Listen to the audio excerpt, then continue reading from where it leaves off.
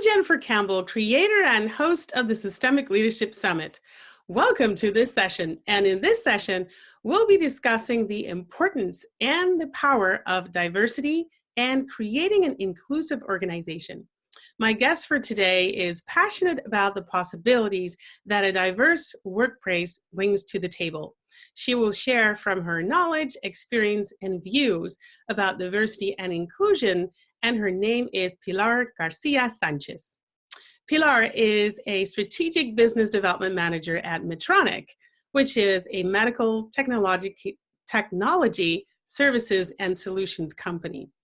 Before, she has worked as a linguistic services manager at the Medtronic's Bakken Research Center in the Netherlands for more than 7 years. Pilar is also the chair of the Medtronic Women's Network in the Netherlands. Together with the University of Maastricht, the Medtronic Women's Network organized the Leadership Forum Maastricht in November of 2018. This conference focused on the power of women leadership in the 3 largest organizations in the region, allowing for discussion about diversity and inclusion in the wider sense of the word. Fostering diversity and inclusion lies at the core of what Pilar does and believes in. She sees diversity as a competitive advantage driving performance, but it requires that leaders promote a culture and mindset of inclusion. And today she's here. I'd like to extend a very warm welcome to you, Pilar. I'm really happy that you're here with us in the Systemic Leadership Summit. Thank you so much, Jennifer. Thanks for having me. It's a pleasure to be here. Yeah, and so we are going to be talking about diversity and inclusion. And I want to start off by asking you, what is it that you are so passionate about when we talk about these topics, about diversity and inclusion? Yeah, that's actually something that I have very close to my heart. Diversity and inclusion, it's as you well said, it's at the core of what I do, and it's what I believe in. Mm-hmm. That's where I see that our future and our present should already be. So for me, diversity goes beyond specific type of diversity. It's more like moving into an inclusive organization where every employee can feel empowered and where we can actually together just move businesses across and make sure that we accelerate that. And also, obviously, there is the personal side to it that I wish at some point, hopefully not too far from now, there's no real need to even talk about diversity and inclusion, but that we, for our kids, we just live a world where we all feel inclusive, regardless of where you're from, who you are, what you look like, etc. So that would be sort of like my greatest ambition to have. Yeah. And so this is your passion. And how does this then shape in your role? How did this become so prominent in your role as a leader in business? So when I was a couple of years ago part of a global team of translations and within the Medtronic business, then I realized that having a global team, it's also in its own a diversity and inclusion program. Mm-hmm. You need to make sure that if you have people reporting to you that come from different countries, different ages, different genders, nationalities, you name it, that you as a leader, you also put efforts and you also have initiatives towards being more of an inclusive leader. Mm-hmm. So I have to be more involved in programs within Medtronic to make sure that we will have a more inclusive workplace.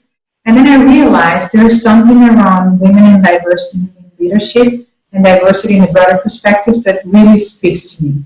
Yeah. Hey, I want to help empower employees. I want to help instead leave this world for a better purpose in the future so that everyone would feel inclusive in whatever work they do. I'm more in a corporation, but of course, if you're in another type of industry, that it's the same as applies exactly the same way.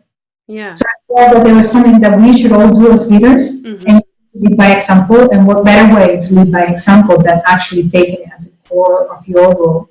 So that's also how I started to be involved in the Medtronic Women's Network as a charity in the Netherlands. Yeah. And so I love how you phrase that, where you say having an international or a multicultural or a highly diverse leadership team is a whole program in itself, because that's not something external. It's something internal. You're part of the team, or you are leading the team, and you are part of a system, as we talk about in the Systemic Leadership Summit here.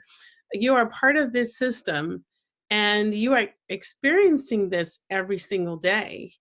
And so it's a learning experience for you as a leader to deal with this diversity as it is.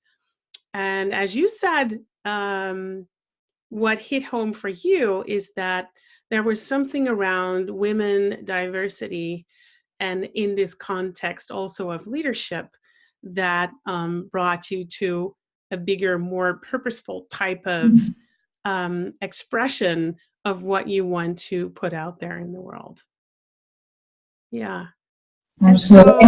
And what you also see is that when I started to dig more into inclusion and diversity topics, it's obviously not something that is unique to my role, unique to my company I work in. It's not unique to a specific industry. It's a need that it's across industries, across societies, I would dare to say.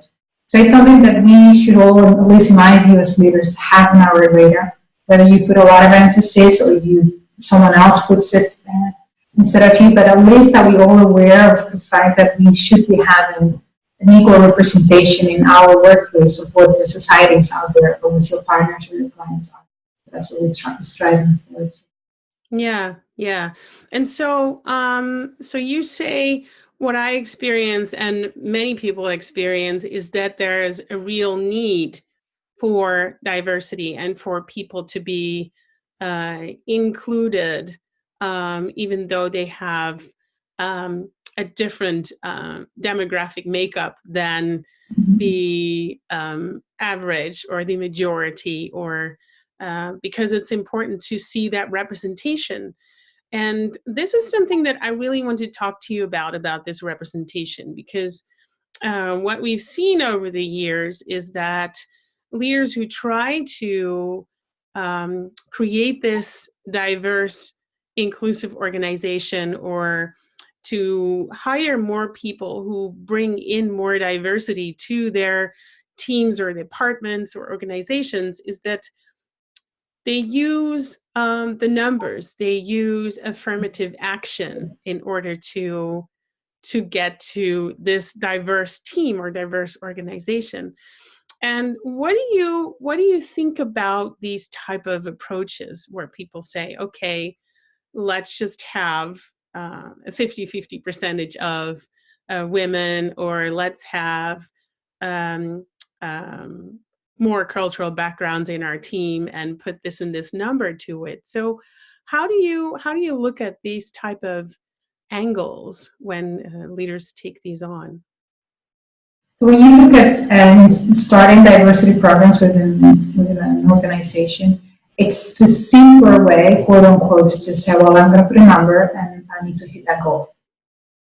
You could say, well, that is something that at least I need to measure. So for sure, it's something that you want to measure. You want to have KPIs around that. So that I understand that part. Now, if you only and solely focus on hitting that number, you're first of all not going to have your employees engaged to really make it through and make sure that you hit those numbers. But that is the maths behind it. Yeah. You look more at the reason. Why are you even coming up with a 50, a 40, a 30%, whatever quota you come up?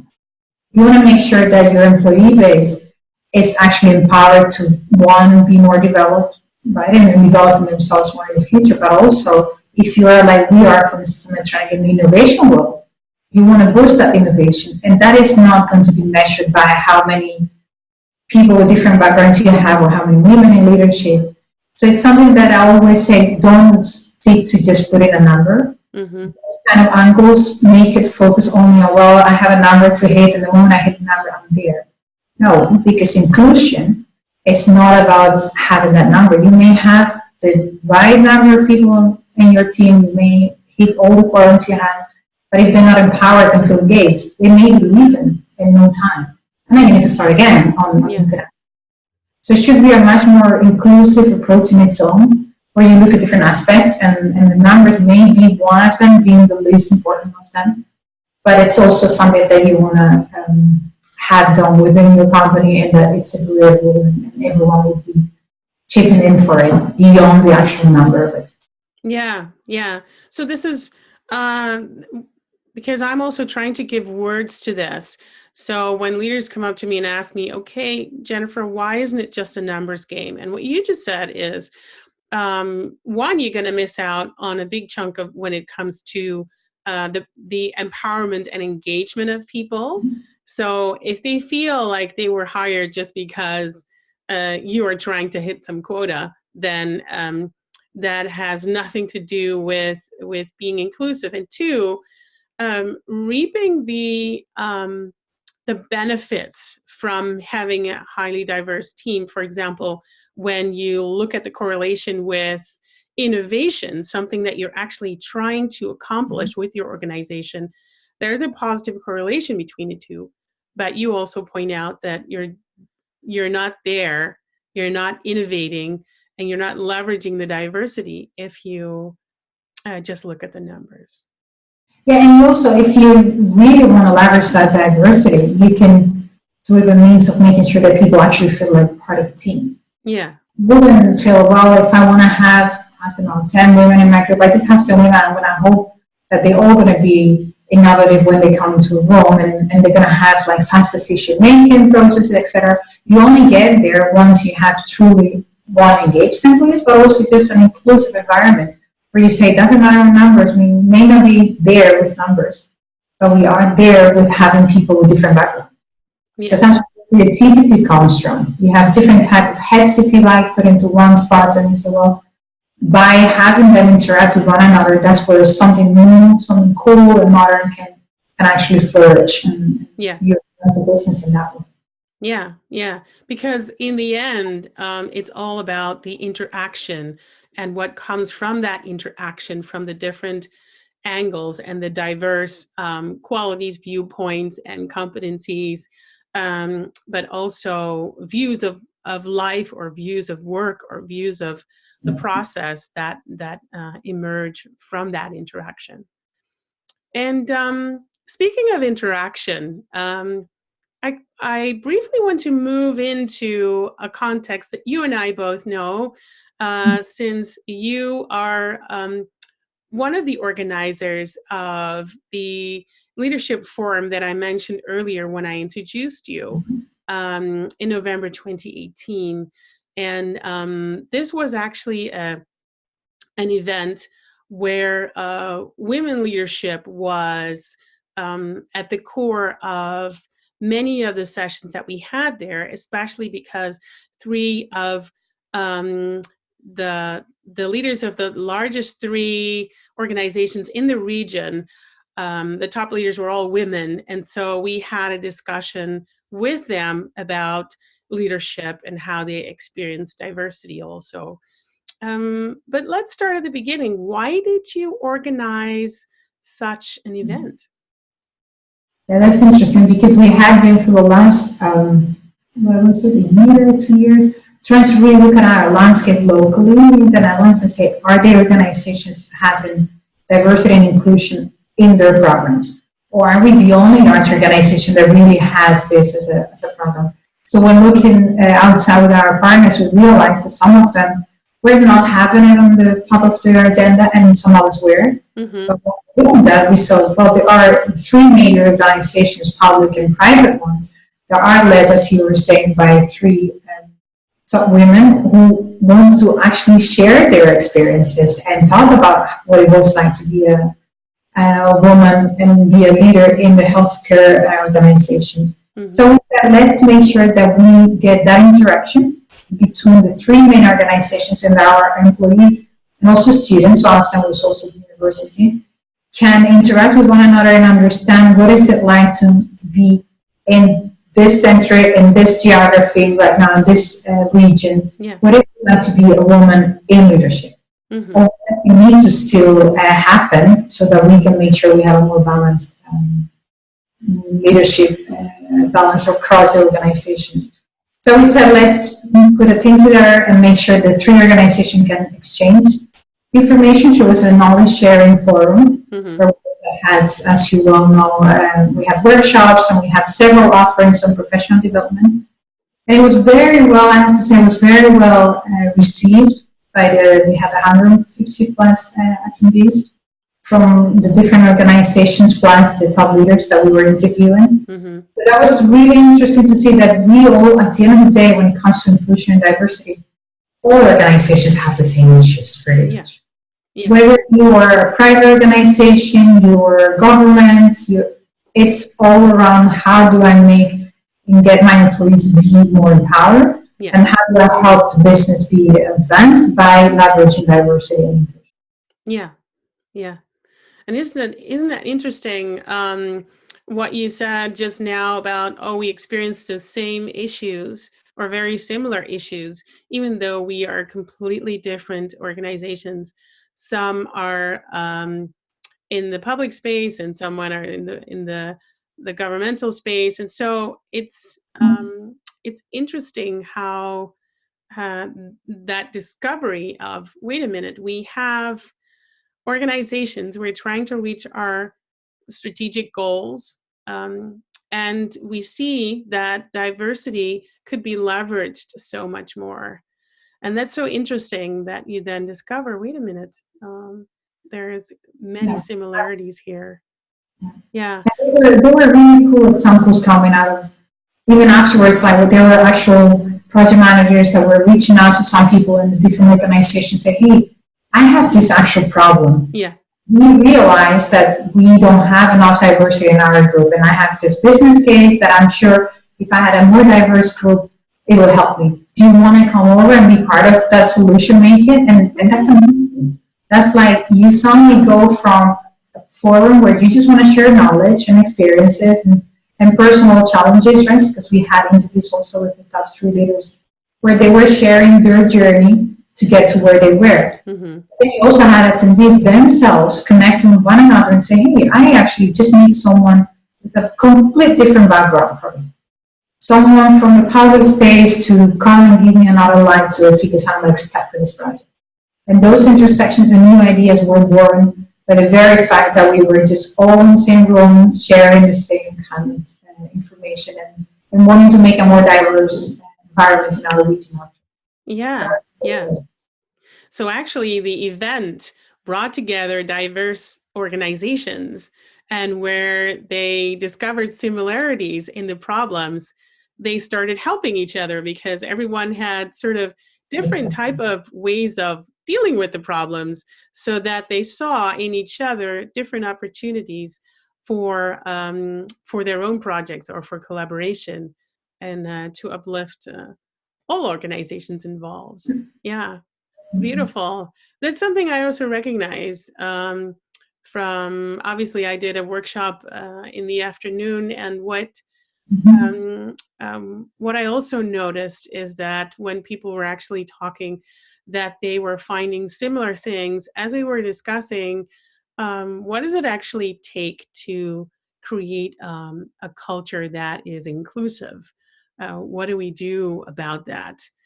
And but before we got into that interaction, what I noticed is that some people said, as we are sitting here in this workshop, we all acknowledge the importance of diversity and inclusion, but we feel like the right people who actually should be hearing this message are not in the room.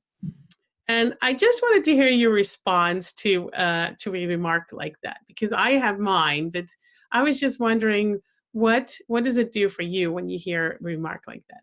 Well, you see me already smiling because I have heard of those remarks before. Mm-hmm. And I always think everyone has a role in this. Everyone. Mm-hmm. It's too simple to say, well, it's my leadership team, or it's my this, or it's my... each of us, if we truly say we want to be an inclusive organization, it's each of us' job to make sure that happens. And it can be from small steps where you just make a colleague feel welcome when they start. You get a brand new person and have them onboarded. Mm-hmm. So someone who is a seasoned leader who's been around and can handle groups of different generations, different countries, etc. So when I hear those, I always start saying, well, that's okay. You may still want to have more people involved. You may want to have your management team here, etc. But what can you do? You're here, you're in this room, or we are having this discussion right now, and see the need for a more diverse workplace. what is your role in it? As small or as big as it could be. And then people really start saying like, oh, but wait a minute, I actually have something to say about that. And I could make a change myself. And I did this to a colleague, or I did that to... Sometimes it's also a matter of being aware that you have more power in yourself than what you even think. Mm-hmm. You lead by example yourself, you can bring people along with you much more easily than if you say, well, that's someone else's problem. Let someone else figure it out. Yeah. And so what's so interesting is that what I hear you say is don't exclude yourself from the problem, thinking that you do not have the power to make a difference when it comes to inclusion. And so really include yourself and use self-empowerment to do something about the situation and co-create a shift with the people who are actually in the same discussion as you are. And the perspective that I would like to add to that is, what is it that we can do to include the leaders or include the people who want to steer really clear from and away from this discussion about diversity and inclusion? How can we include people who are not about the inclusion? Let me ask you that first before I share with you my own thoughts about that. Yeah, it is being inclusive. It's a journey. Mm-hmm. It's a journey that requires mindset change. And with a mindset change, obviously, comes having to see the point of why would I need to change, right? So if you have leaders who are not very much engaged with this topic, what I always try to do is make them see why is it important for their organization. What is it in it for them? Mm-hmm. How would their business grow if they're, like, say, in a sales organization, or how would their specific problem be solved, or their process optimized by just leveraging the fact that you have different types of people sitting in the same spot, or people sitting completely remotely and bringing different perspectives. And when they see examples of how this works for others, something that they can relate to, it needs to be something that is not, well, because it works for that person, it will work for me. That's not usually the way that they are engaged with that. But if they see a need where they suddenly say, hey, because I have a diverse team, I co-created this cool app or this cool product, or I solved this problem that otherwise I would not have solved. Mm-hmm. Because I've been trying to do it for several years, and you have the same type of mind tackling that problem. So if you bring examples to them, it doesn't mean they're going to be right away on board. Since that it's a journey. Mm-hmm. Some people need a bit longer than others to just be on board with it, and that is perfectly fine, because they should not do it, as we said also earlier, they shouldn't do it because I have a number to hit. Mm-hmm. They should do it because they truly believe that the business is going to be advanced, that they're going to help those employees be more empowered, etc. So it takes patience too. It also takes the courage to tell them, hey, there's a better way for your organization and the employees that are part of your group. Yeah. So in other words, what could help, what I hear you say is examples, communicating, engaging, but also stating that there is actually a business case for this, that is actually beneficial to their teams or the entire organization's performance if you leverage diversity and become a more inclusive organization, and that you then tie it to their role as leaders to contribute through that. And then the step after that, once there's engagement around that, it's also about having them understand it's not just about the metrics, and that it's something that you want to cultivate long term so that you can benefit long term. And that is not really in the numbers. So absolutely, and if I can add there one part that in my experience we have been dealing with is that it's simply very easy to just say, well, diversity and inclusion is some kind of program that can easily be put under HR. Mm-hmm. And that's, when I hear that kind of approach, I'm like, well, this is absolutely something, there's always on HR's radar. That's something that it will never go away because it is around the employees that we have. But it's something that if it's not supported and driven and led by actual business leaders or organizations, it's very difficult to have it across culturally across an organization. It needs to be something that really comes from both angles, from top down, but also grassroots, so that it's the organization really speaking for themselves, saying, hey, I need to have something different, I need to feel more empowered. And then only the collaboration with all of those groups is what eventually will make a more inclusive workforce.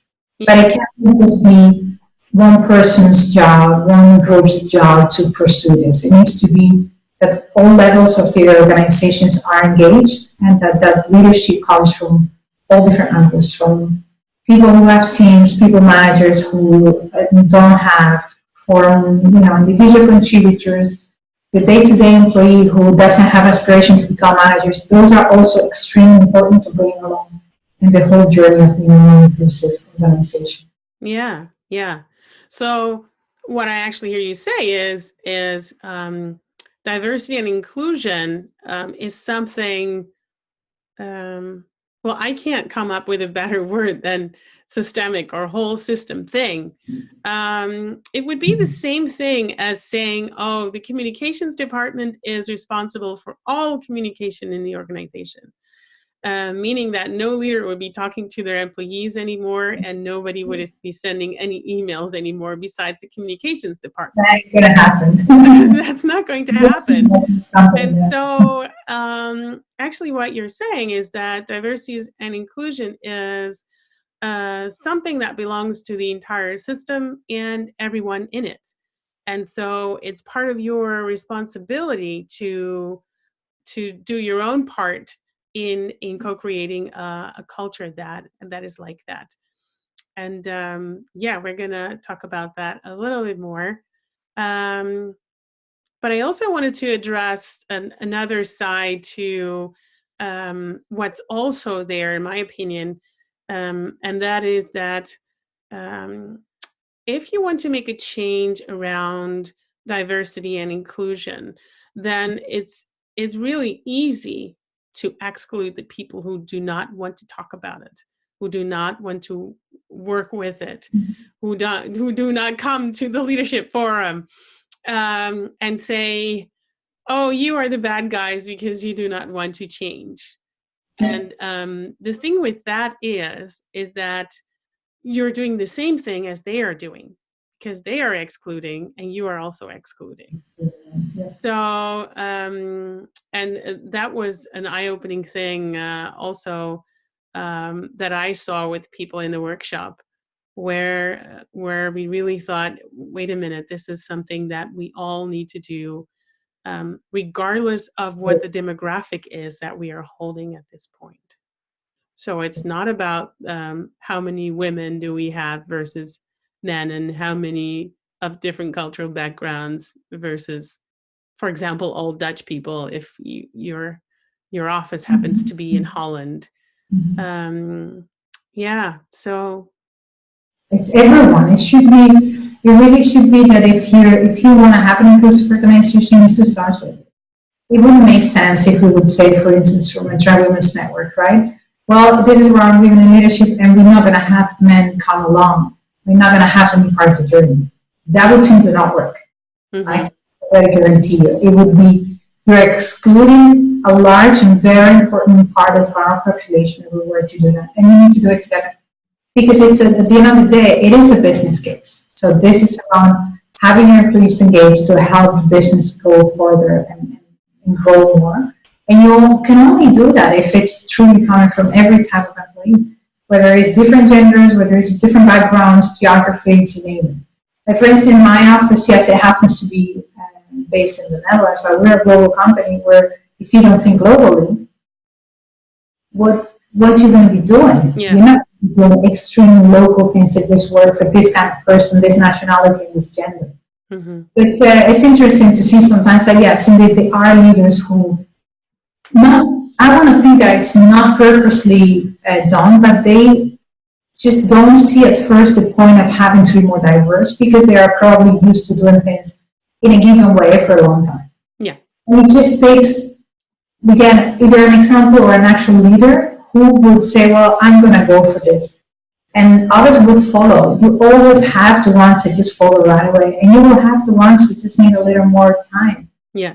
You need to give them that time because by forcing it, we get nowhere. No. Make sure that they understand what's the reason behind why are these things important. And it may take years in some cases. So we haven't built the world in one day, right? So sometimes it just a little longer, more effort, and more people to follow on. But I'm convinced at some point we'll all be getting there sooner than later. Yeah, yeah. And so what I'd like to ask you is what is it then that you can do if you are one of the earlier adapters compared to the others where the others are taking a little bit more time? So what is it that leaders actually can do when they are find themselves in that position and they say, yes, I really want to create more diversity and inclusion in our organization? Where do they start building a culture like that? Yeah, I think it takes time and passion and energy to do it, and commitment, obviously. Mm-hmm. But it also takes just putting the right voice to it. And with that, what I mean is that if you really believe that diversity is what's going to bring your case further or your business further, mm-hmm.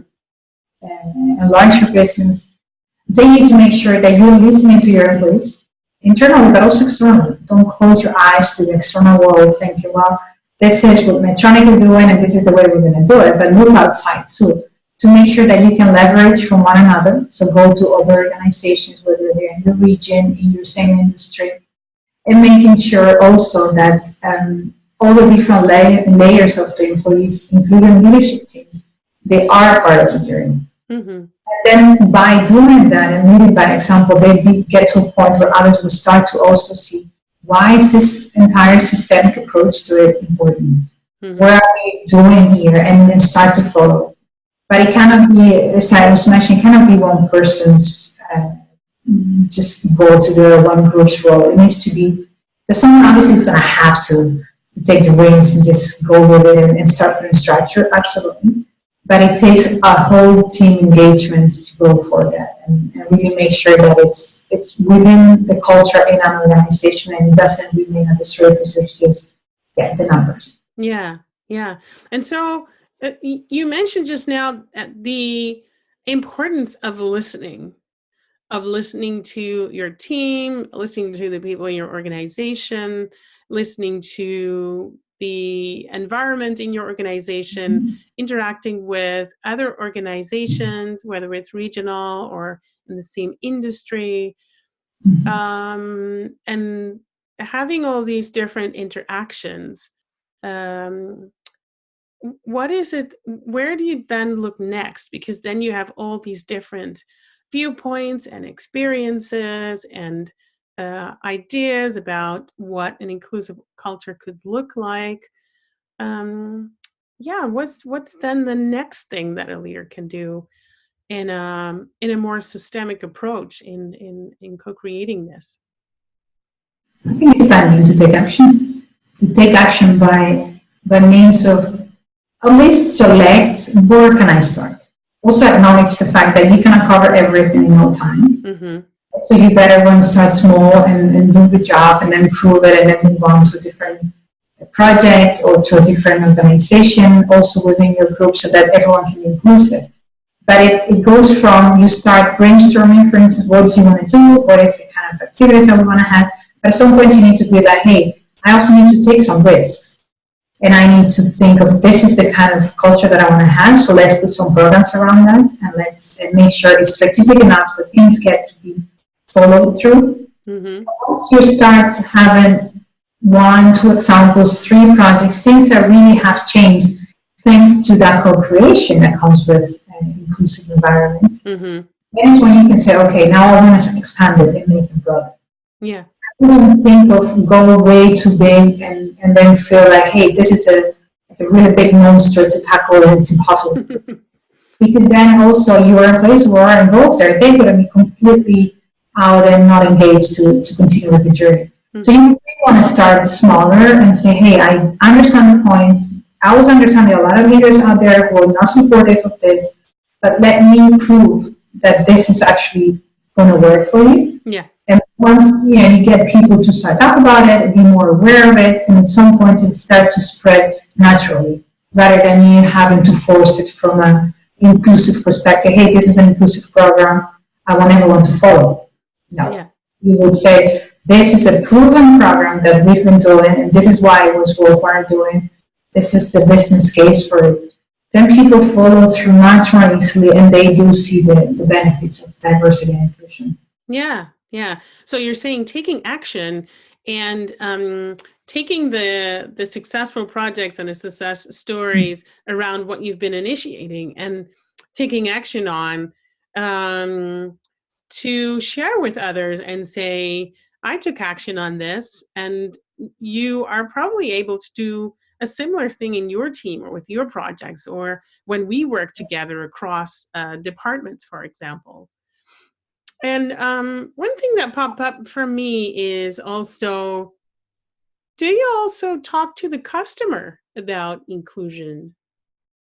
Because you said, oh, you can interact with other organizations and the environment, but in that environment are also customers. So yeah, what are your thoughts about that?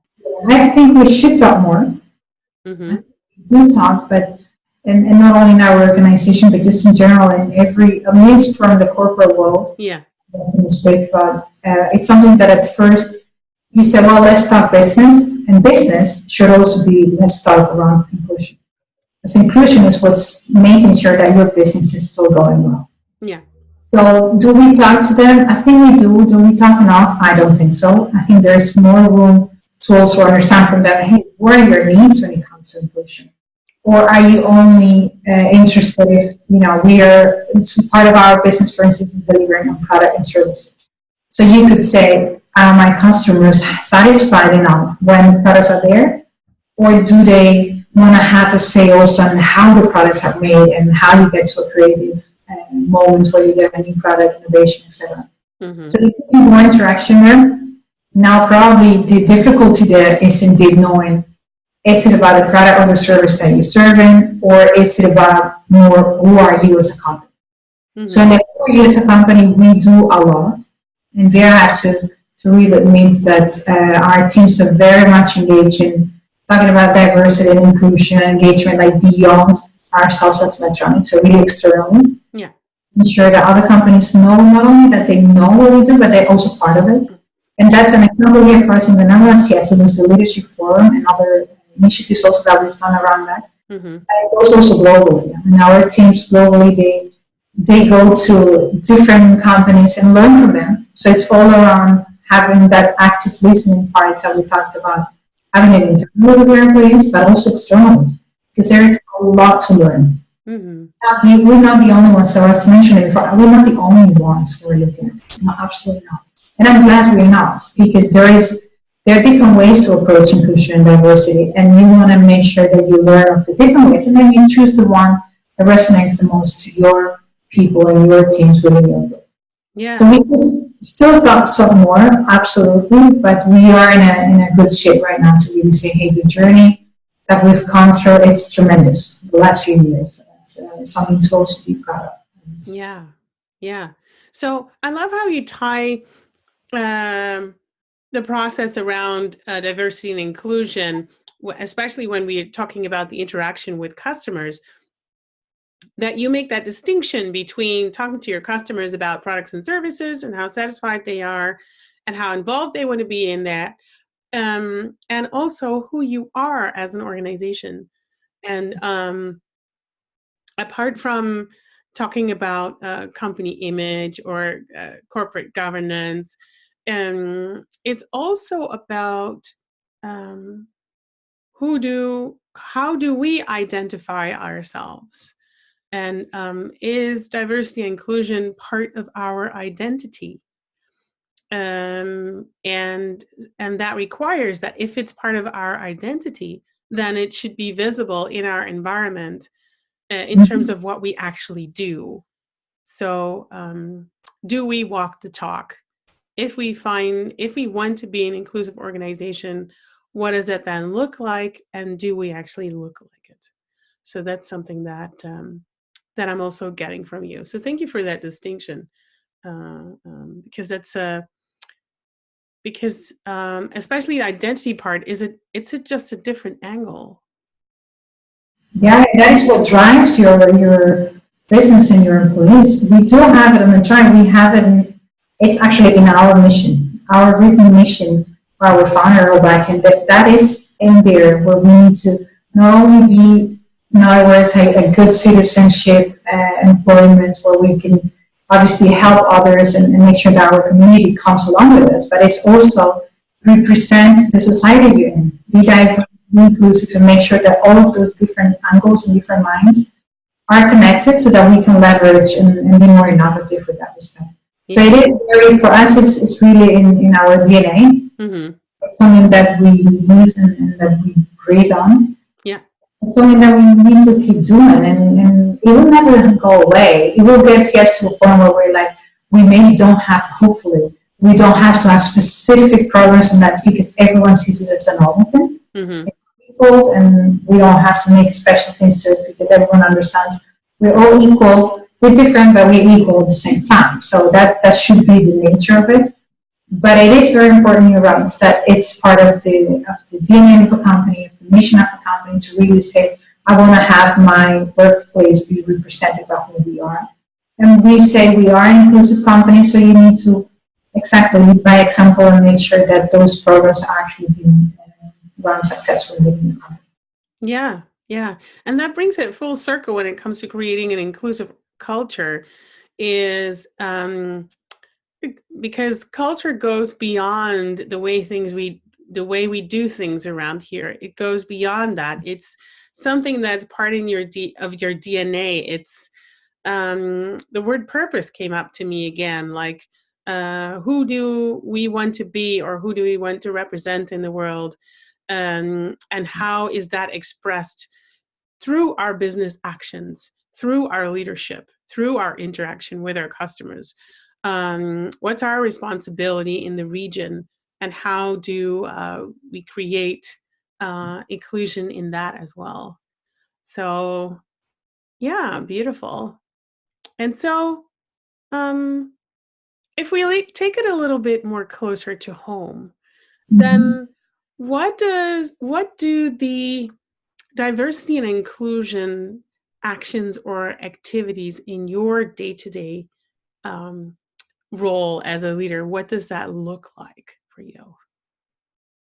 Well, I'm very involved in diversity and inclusion programs, so that list it's pretty long for what I'm doing, and I'm passionate about that because it's something that initially I was just doing as I could, and something that you say, well, how much can you do? Let's start small. So started off with awareness and making sure that people understand the business case behind it, and you can think of it internally as to having meetings where you just explain, why are we even talking about diversity? And what's the business case? Where's the research that's been done externally? Are we doing internal research to match those needs that the world is telling us there is there? The universities are telling us there is great academic research on why inclusion is so important for companies. Yeah.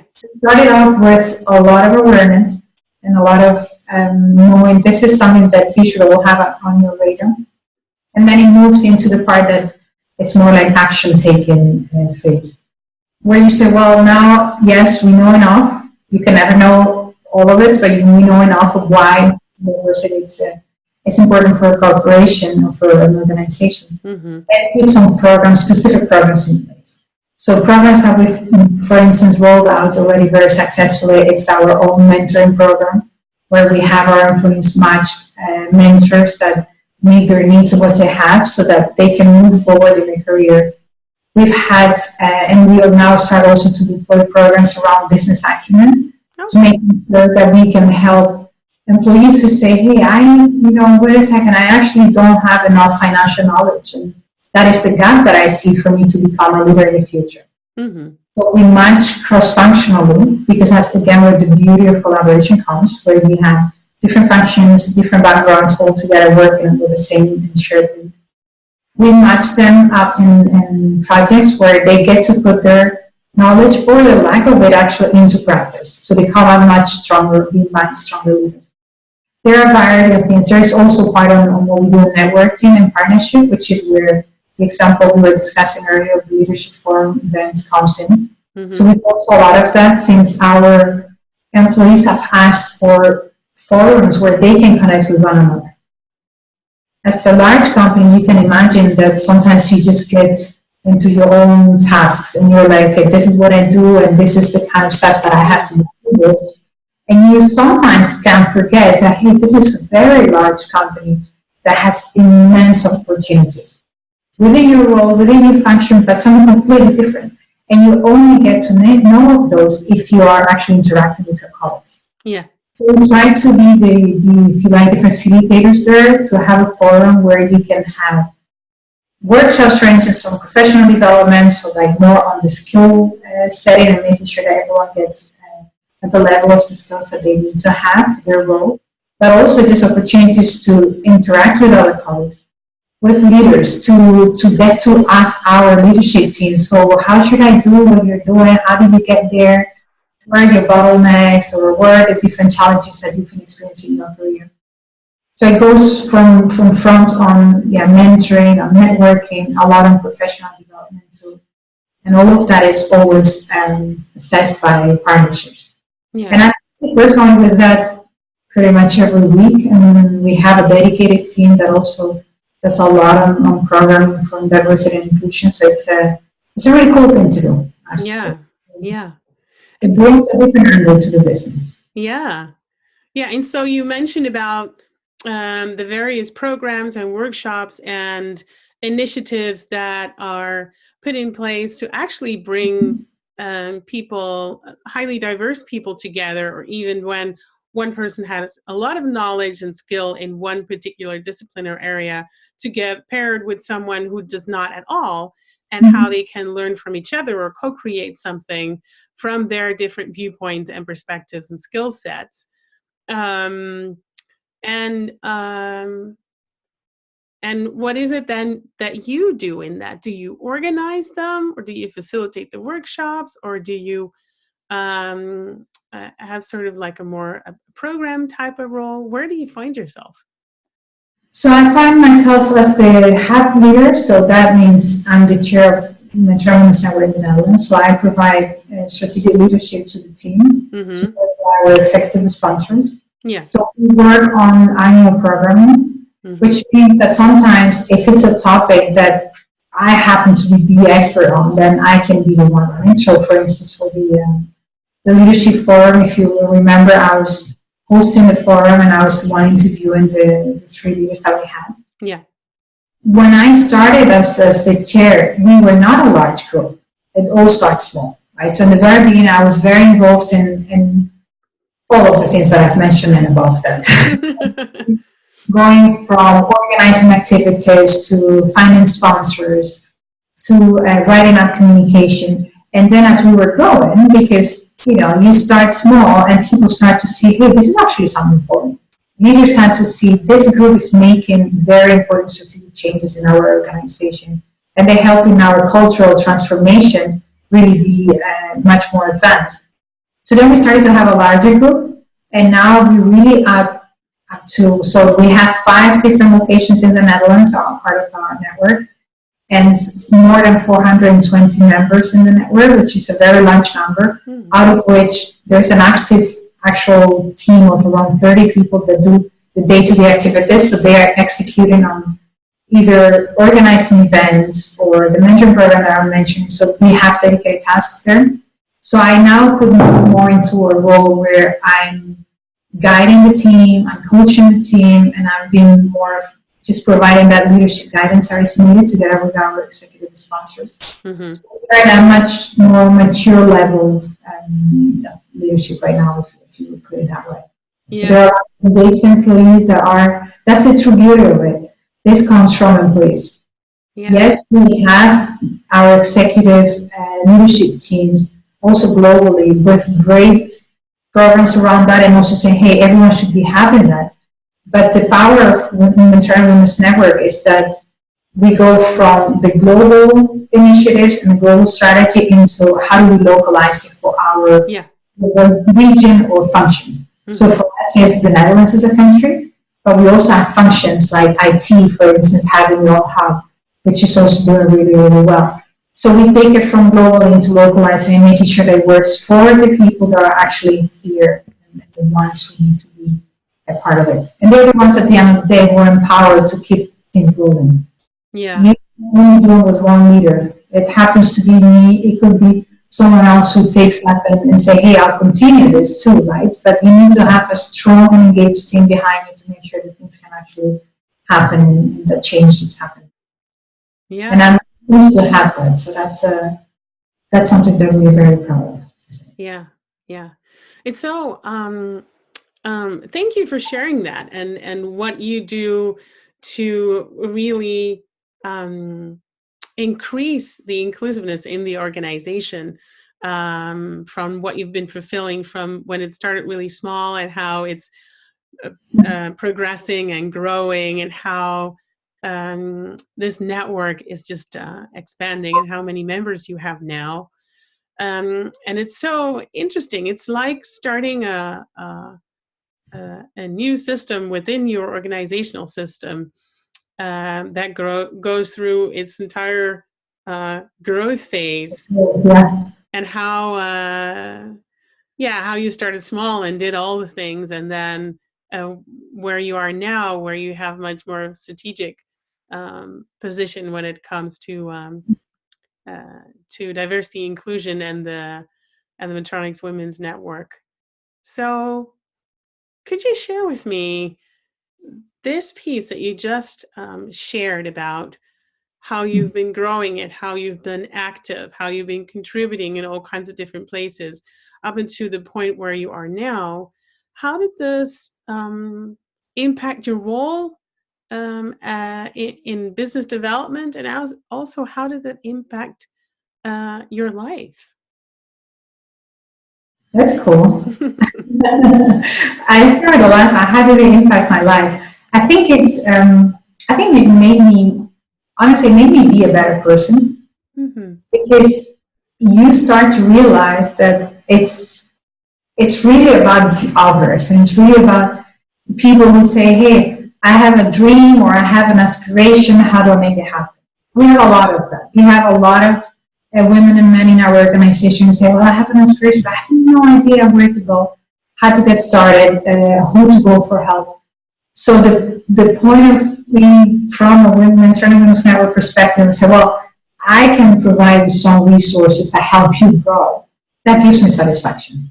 That gives me personal growth, that I say that, hey, I can contribute from a personal point, I can contribute to that. I see someone actually being super happy.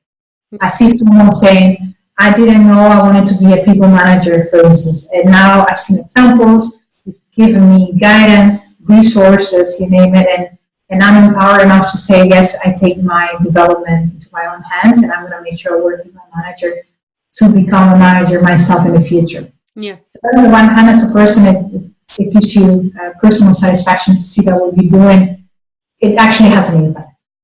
And then on the business side, it absolutely helps to be exposed to things that you were not used to before. Being exposed to what I always call the unknown. Mm-hmm. Sometimes it's scary. Sometimes you may say, hey, I'm just going to come up with this whole thing of the Internal Women's Network. And of course, I had tremendous support back then from our global teams, because they had already have many different hubs that were very successful in this before. Yeah. We didn't have much going on in the Netherlands. So you also say, like, well, where do you start? How do you strategically position it? What kind of sponsors and people do you need to be surrounded by so that it can actually be successful? Mm-hmm. And it helped me personally see that there's so many functions around our own, in this case, country, as an organization, that they all struggle with the same. Yeah. We just need to have focus and centralize, like a targeted audience where we say, hey, this is the topic we want to be talking about. Mm-hmm. So by being exposed to all those different groups and seeing that collaboration, that helped me in my day-to-day job as in strategic business development, which is what I do also next to being the chairman of Tribal Women's Network, because it's strategic in its own. It's like you would say, well, what you're doing is changing the culture of your organization, which helps advance your business. Yeah.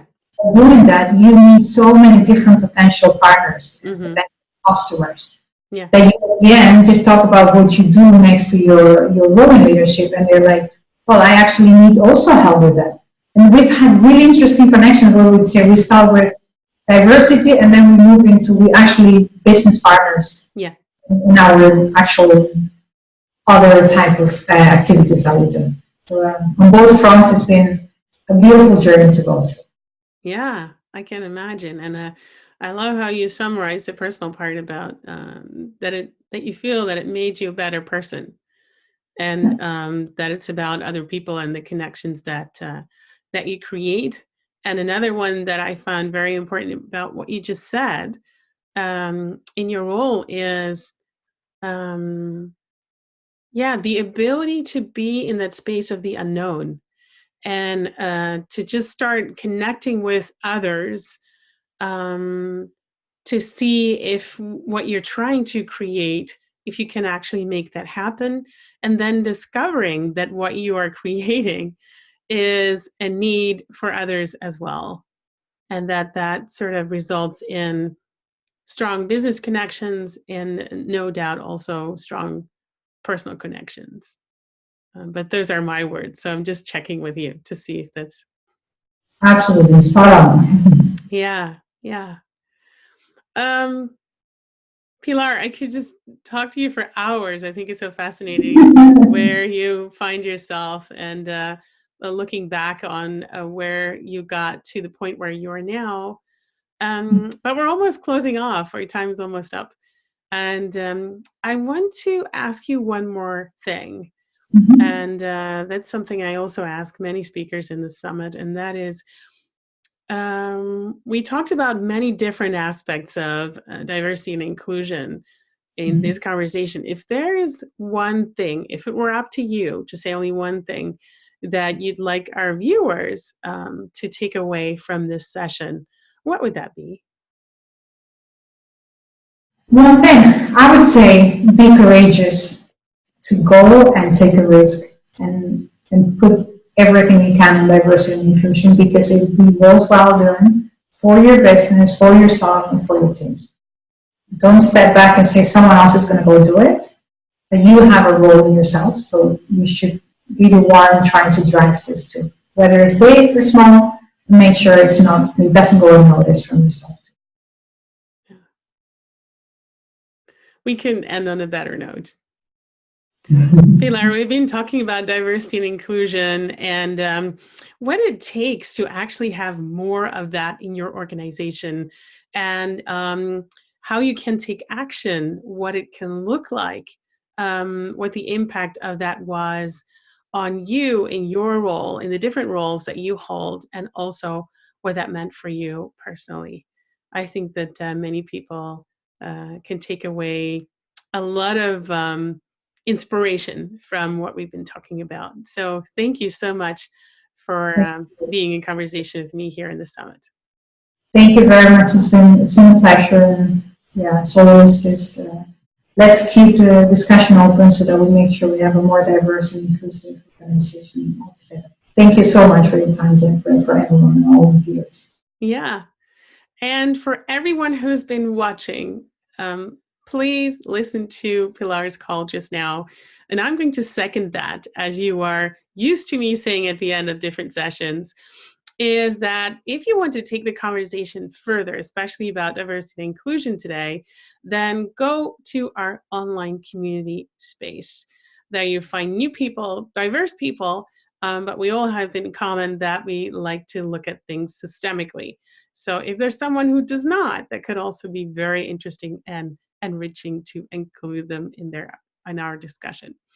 For now, thank you so much for watching. Take care. See you next session. Bye-bye.